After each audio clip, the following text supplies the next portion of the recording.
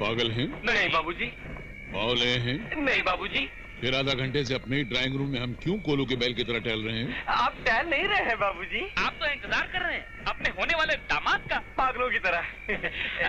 बाबूजी कल तो आपकी घड़ी ने 5 बजे ही 5 बजा दिए थे, आज तो बड़ी सुस्त चल रही है।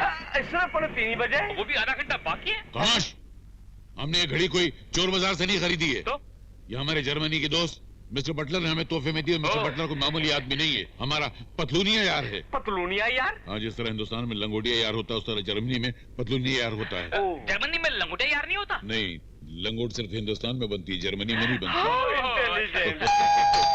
ये तुझ में से काय की आवाज आ रही है? मुझे से नहीं बाबूजी, घंटे की आवाज है, लगता है वो आ गया। वापिस नहीं जाएगा, जाओ दरवाजा खोलो। दरवाजा उतर। तुम लोग क्या पट्टो, मैंने तुमको दरवाजा खोलने के लिए कहा, तुम यहाँ के कबड्डी खेलने लग गए। उसको अगर पता चले कि उसके साले आधे पागल हैं, तो वो तो वहीं से भाग जाएगा। जाओ पीछे, ठहरो मैं चिपक जाऊं। जाओ। कब से बेल बजा रहा हूँ, सुनाई नहीं देता? आंखें क्या दिखा रहा है? जाके लाट साहब से कहो हम उनसे मिलने आए हैं। तुम्हारी आंखें खराब हैं? मैं ही लाट साहब हूँ। अरे मुझे माफ कर दीजिए लाट साहब, लाट साहब मुझे माफ कर बिल्कुल दीजिए नहीं। प्लीज। जो इंसान वक्त की कदर नहीं करता, वो हमारी बेटी की कदर क्या खाक करेगा? सही कह रहे हैं आप सर, मैं कोर्ट मार्शल का हकदार हूँ। मगर मेरी लेट आने का कारण नहीं पूछेंगे आप? अवश्य पूछेंगे, क्यों लेट आए तुम? सर मैं किसी उचक्के लफंगे पाजी से मिलने तो नहीं आ रहा था। मैं तो आप जैसी महान हस्ती से मिलने आ रहा था, इसलिए 2 मिनट तो मुझे हिम्मत जुटाने में ही लग गए। सचमुच जैसा सुना था वैसा ही पाया, धन्य है। सुना था तो क्या बाहर भी हमारे चर्चे हो रहे हैं? चर्चे? अजी कहाँ मिलते हैं आप जैसे जियाला जिंदा दिल बहादुर। आपकी लाल बा कमाल पुर जमाल भाई की तत्व की ताप तो नवाब सिराजुद्दौला भी नहीं ला सकते।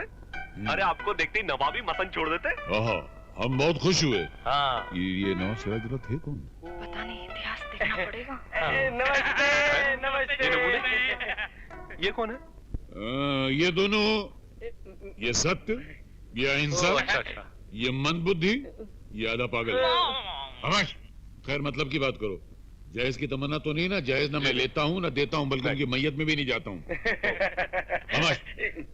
हम कहाँ थे? मैयत। हाँ, तो चांदनी तुम्हें पसंद है? जी हाँ। हम भी इसी शादी के लिए हाथ धो के पीछे पड़े हुए। जिस दिन इसकी शादी हो जाएगी उस दिन हमने नहाने का प्रोग्राम बनाया हुआ। नहाने का प्रोग्राम? तो आप अभी तक नहाए नहीं क्या? अभी सुबह से बास मार रहे हैं। इतने गंदे बेटों का बाप कभी नहा सकता? उल्लू के पट्टों में गंगा स्नान की बात कर रहा हूँ। डेफिनेटली। हम कहाँ थे? गंगा में। वहाँ क्या कर रहे थे? खामोश। हाँ, तो हमें तुम्हारी पसंद आई। इसके घर वालों का पता चल जाए तो शादी की तैयारी शुरू कराएं। तुम लोगों को इतराज? क्या है? कोर्ट में आओ। आपने इनको पहले क्यों नहीं बताया कि हम दोनों इनके होने वाले साले हैं? हाँ, और इनके होने वाले भाई भाई। अगर मैं से कह देता कि तुम उसके होने वाले साले होती तो शादी से पहले ही भाग जाता, क्योंकि इतने बेवकूफ भाइयों की बहन से कौन शादी करेगा? मेरा मजाक तो नहीं उड़ा रहे हो? Double intelligent. ये तुमने मुझे किस मुसीबत में फंसा दिया चांदनी? आया था तुम्हारी नमाजें बख्शवाने, रोजे मेरे गले पड़ गए। क्या मतलब? तुम्हारे डैडी तुमसे शादी के लिए हाथ धो के मेरे पीछे पड़ गए। तो क्या हुआ? मैं इतनी गई गुजरी भी तो नहीं कि मुझसे शादी करके तुम्हें कोई शर्मिंदगी हो। चांदनी मैं तुम्हें कैसे समझाऊं कि कमाल है, उम्र के इस हिस्से में तो लड़का लड़की थोड़े बहुत रोमांटिक हो ही जाते हैं, मगर तुम इस मामले में इतने रूड हो कि तुम्हारे सीने में दिल नाम की कोई चीज ही ना हो। दिल है चांदनी, लेकिन किसी के लिए धड़कना इसके मुकद्दर में नहीं, जिसे हालात की तपिश ने झुलसा दिया हो। मुझे तुम्हारे प्यार से इनकार नहीं, लेकिन अभी हमें बहुत से वादे वफा करने हैं, बहुत दूर जाना है। ऐसे में किसी के प्यार की जंजीर मैं अपने पैरों में नहीं डाल सकता। क्यों? क्योंकि मेरी तमाम राहें कांटों भरी हैं और मैं नहीं चाहता कि मेरे साथ चलते हुए तुम्हारे तलवे जख्मी हो जाए। ठीक है, लेकिन एक दोस्त के नाते तुम्हारा राजदार तो बन सकती हूँ। जानना चाहती हूँ मेरा जन्म एक ऐसे परिवार में हुआ जिसकी पूजा और इबादत देशभक्ति और वतन परस्ती हुआ करती थी। मेरे पुरखों की यह वसीयत हुआ करती थी कि मरने के बाद मेरे हड्डियों तक का चूना बनाकर मुल्क की तामीर में सर्व करना। वक्त की सुई अपने अंदाज में चल रही थी।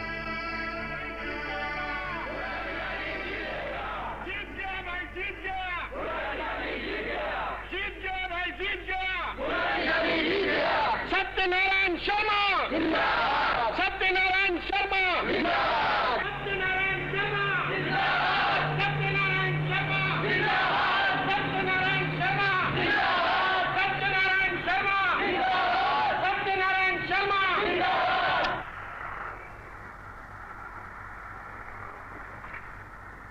सर, दूसरे बार आप लोकसभा के लिए चुने जाने पर आप कैसा महसूस कर रहे हैं?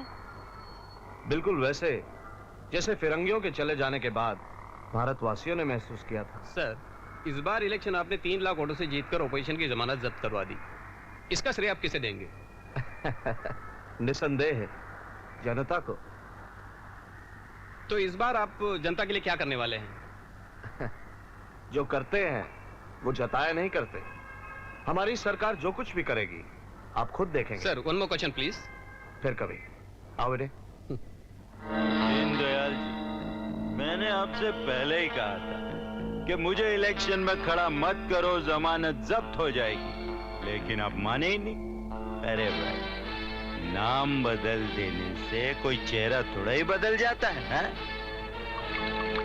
लक्ष्मी नारायण, तुम्हारी गुंडागिरी और दादागिरी को देखते हुए ही मैंने तुम्हें लक्ष्मी नारायण से जेके बनाकर तुम्हें टिकट दिलवाया।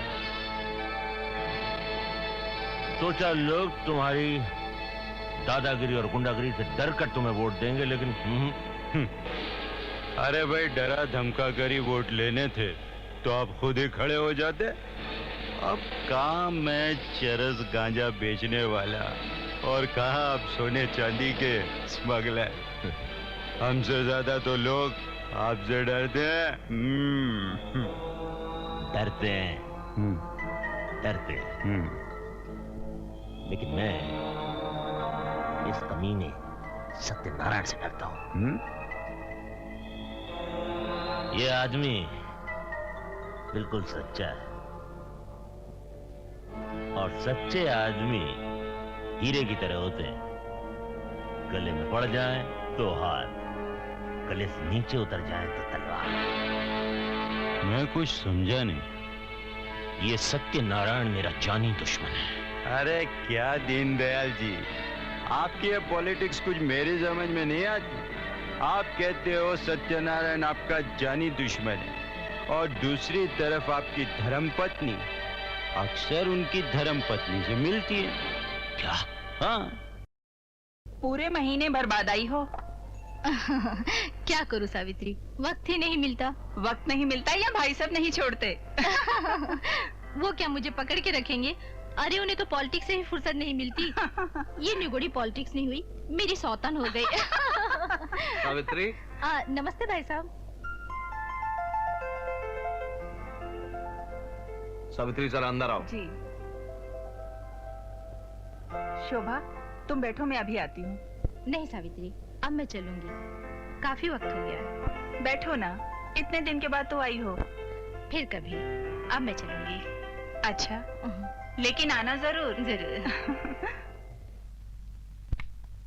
अच्छा, चलती हूँ। ठीक है।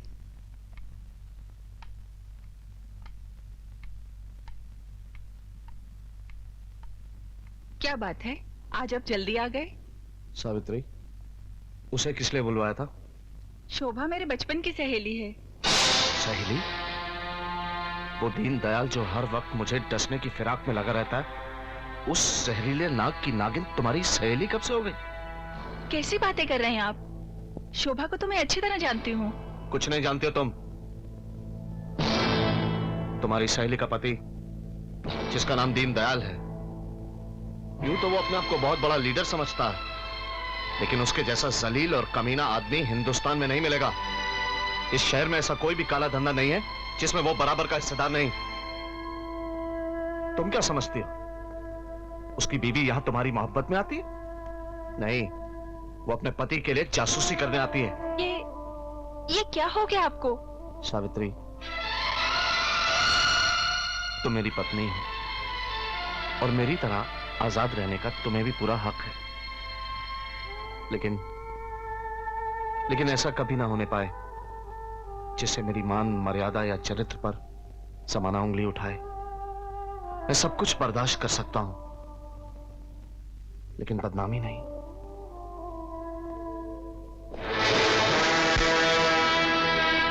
क्या जरूरत थी उसके घर जाने की? जिस आदमी ने मेरा पॉलिटिकल कैरियर तबाह करके रख दिया, उसकी बीवी से इतनी हमदर्दी क्यों है? कैसी बातें कर रहे हैं आप? सावित्री मेरी सहेली है। लेकिन क्यों?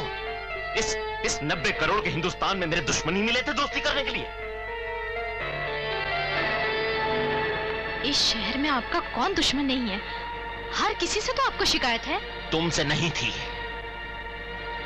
लेकिन अब लगता है कि तुम्हारा भी ख्याल रखना पड़ेगा मुझे। कोई जरूरत नहीं, मैं खुद ही उससे मिलना बंद कर दूंगी। बंद कर दो। मुझे आपकी बस्ती में तेल का व्यापार करना अच्छा लगता है, पानी का नहीं। अगर सत्यनारायण से मेरी सुलह हो गई तो ये मेरी जीत नहीं, सबसे बड़ी हार होगी, समझी?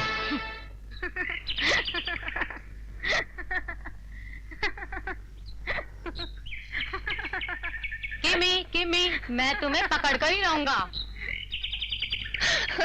किमी,